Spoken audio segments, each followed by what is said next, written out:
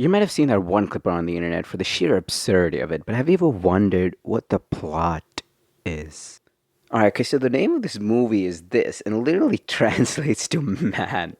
I mean, look, if the movie Robot exists, man is the logical next step. I'm going to refer to the main character of this movie as Man, as after all, he is the man of the movie, Man. Man. Alright, so Man is introduced as a goon supplier, and in the beginning of this movie, he supplies goons for a politician to act as his supporters. You might be like, well, this is not a heroic thing to do for a man like Man. This joke is gonna get old quick. Worry not, because at the end of the scene, he tells the politician's co-assistant mayor that he's a sleazy scum. Sure, he is actively helping them in being sleazy scum, but he's a good guy. I don't know what to tell you gotta believe me, man. After that scene, we abruptly see Man chase down a woman. After following her for a while, he runs into a cop who asks for Man's help to get a woman to fall in love with him. But plot twist, it's the same woman Man had been following this whole time. Since this is obviously a conflict of interest, Man decides to just say that, fair-skinned woman not good for dark-skinned men like them. And then he gives an entire monologue to justify his claim, and it can be reduced to this one phrase. Yo, women be shopping. So this naturally transitions right into a music number, and despite the context and tiny bit weird lyrics, the song is kind of a banger, I just gotta say. What's your name and your number, girl? What's your name and your number? After that, we see the cop get into some wacky situations that end up in him getting fired. At the end of the sequence, he sees Man with woman. This, of course, makes Cop quite mad, as so he demands an explanation. This also reveals to us that all the wacky situations that Cop got into were actually butterfly effects from man and woman falling in mutual interest over each other. I mean, come on, they've known each other for like 5 days, man. Come on, honestly, seriously. This infuriates Cop, who hires a guy to make a woman and child pretend to be Man's family, which makes the woman angry and completely ghost him. Man is obviously devastated and he gets drunk at a bar where he sees Guy, who tries to avoid him, but Man faints, so Guy helps get Man to house, where Mother begins exposition dump. Also, all of this info is already known by Man. The exposition basically reveals to us that Man's dad was a big rich man, part of big family, who run village and had dynastical power over the village's mayor position. But she took Man as a child and left him after she found out he had another wife.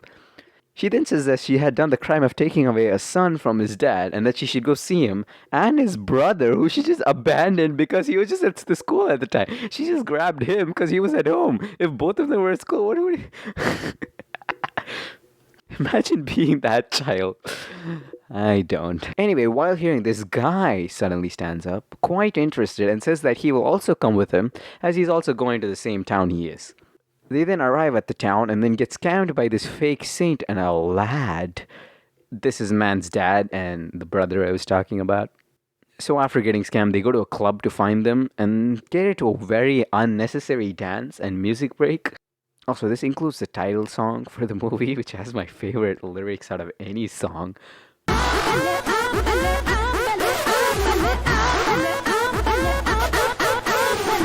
Anyway, after this, Dad explains that he had actually married a woman, but his father didn't approve, as she was broke. So Man's grandfather faked her death and made her go away while she was pregnant. And then made him marry Man's mother, and that this was all just a big old misunderstanding, big old misunderstanding. And after Man's mom hears all this and storms off to go steal one child and leave the other one at school, Man's dad tried to chase after her, but Man's grandfather holded him and started saying how he did it for her own good. I don't know. Man's dad shoves him a bit, and while trying to chase after his wife, and the dad falls onto a spike and fucking dies. So he goes to jail, and when he came out, he left all his property to his 3 sisters and went away. He then says that he wishes his third son were also here, but worry not, because Guy, who has been with us all along, was the third son, and he was apparently originally here to kill him, but he now realized that this was just a big old misunderstanding, alright? So now the 3 bros and father are being chilling. Wow, what a wholesome scene, am I right? I bet this movie will remain like this. The father then says that it's not fair his sons don't get said riches, so he comes up with an awesome plan. Oh boy, I sure wonder what the plan is. He explains that his 3 daughters all have one daughter each. Wow, how cool. They got cousins. Maybe they'll, go tell them what happened, tell them that it was just a big old mistake, and, they'll vouch for him. So the father then says that his epic plan is that the three bros will marry their cousins as a way to reunite the family.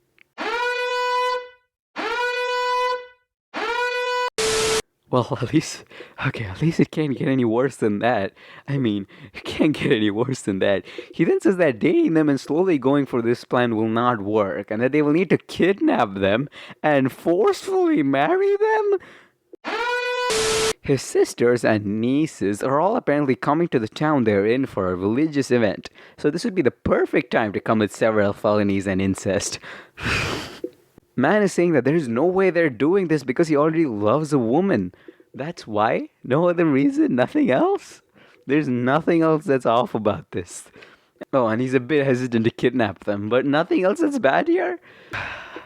Okay, guys, it's fine. It's fine. Man already has a love interest. He wouldn't marry his own cousin. It's fine. It's fine, guys. It's fine. They then go ahead with a plan with a heavy disguise that you totally cannot identify them with. Man is still hesitant, but he's still helping them? Hello? Huh? The dad then points to 3 women who the bros go ahead and then they kidnap them and just watch.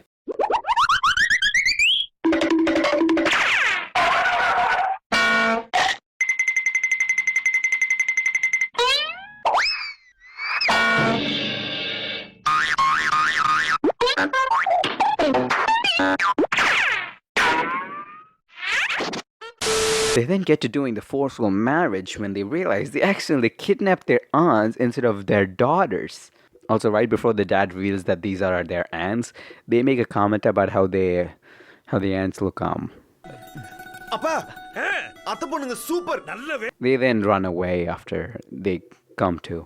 After all that, the bros come on the same train as their aunts back to their village, where we see that the mayor of the town currently is the old servant that worked for Man's grandfather, who in the flashback told him that he could never be mayor when Man's dad denied the position. Also, the big twist later is that Man's dad didn't push grandfather into the spike, but he landed safely, but the servant did and blamed dad. He's basically the villain of this movie, but then the aunts still think the man's father did it. The aunts blame the villain for kidnapping them as they are currently running against him in the mayoral campaign, so they have his son hung from a crane. I just want to say, so far every single character in this movie has been doing evil, scummy shit. Why the fuck are we rooting for them? So now it's nighttime, and Man, Guy, and Lad once again go to kidnap their cousins. While Guy and Lad peek through a window at 2 of their cousins dancing half naked, fighting over who gets who. At this point, it can't get any worse.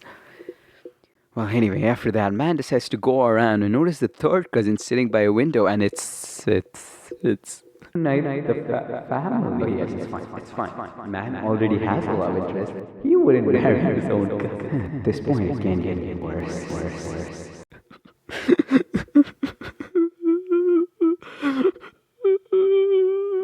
They then get chased by the guards and hide in the police station and then get mistaken for police, which they play along with. The ants then get chased by the villain's goons, which of course leads to our infamous scene.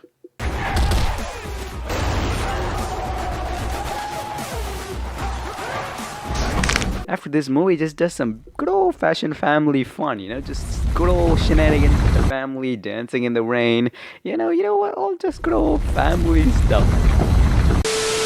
And also after that, an electoral competition against the villain occurs, which culminates in the villain losing and revealing that he was the one who killed grandfather. Ooh, what a reveal. He then ends up calling for men to fight, who ends up being the goons from the beginning of the movie. Guys, remember that? This was a whole different movie back then. And they all live happily ever after, while married to their cousin.